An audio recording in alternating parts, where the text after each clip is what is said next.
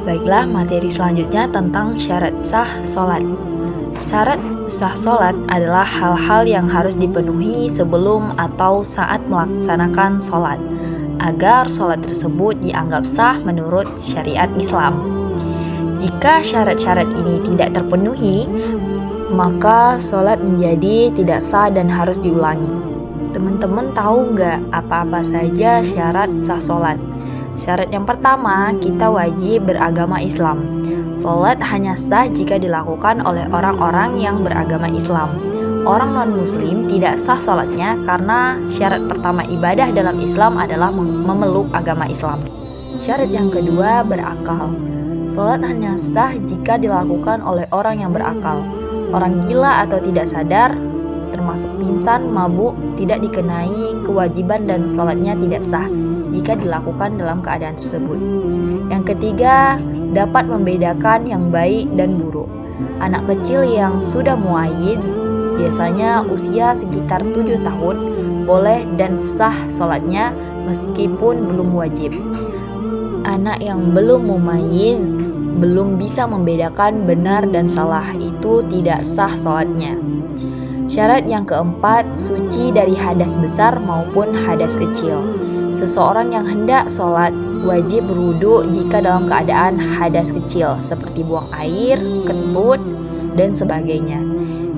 Mandi janabah jika dalam keadaan hadas besar seperti haid, nifas, atau junub. Syarat yang kelima, suci dari najis. Pakaian yang dikenakan saat sholat harus bersih dari najis. Tempat sholat, tempat sujud, dan seluruh tempat yang digunakan untuk sholat harus suci. Syarat yang keenam, menutup aurat. Aurat harus tertutup sempurna saat sholat. Laki-laki antara pusar hingga lutut, sedangkan perempuan seluruh tubuh kecuali wajah dan telapak tangan. Pakaian yang digunakan juga harus tidak tipis dan tidak ketat sehingga memperlihatkan bentuk tubuh. Syarat yang ketujuh, masuk waktu sholat.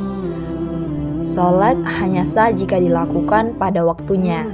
Masing-masing dari 5 waktu sholat wajib, subuh, zuhur, asar, maghrib, isya, memiliki waktu tertentu yang telah ditetapkan. Syarat yang kedelapan, menghadap kiblat. Arah sholat harus menghadap kiblat, Ka'bah di Mekah. Jika seseorang tidak tahu arah kiblat, dia harus berusaha mencari tahu. Bisa dengan kompas, bertanya, dan lain sebagainya.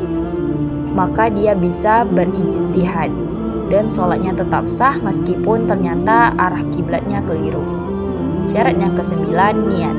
Niat adalah kesengajaan dalam hati untuk melakukan sholat tertentu karena Allah. Niat dilakukan bersamaan dengan takbiratul ihram dan tidak harus diucapkan secara lisan. Jika salah satu dari syarat ini tidak terpenuhi, maka sholat tidak sah dan harus diulang setelah syaratnya terpenuhi.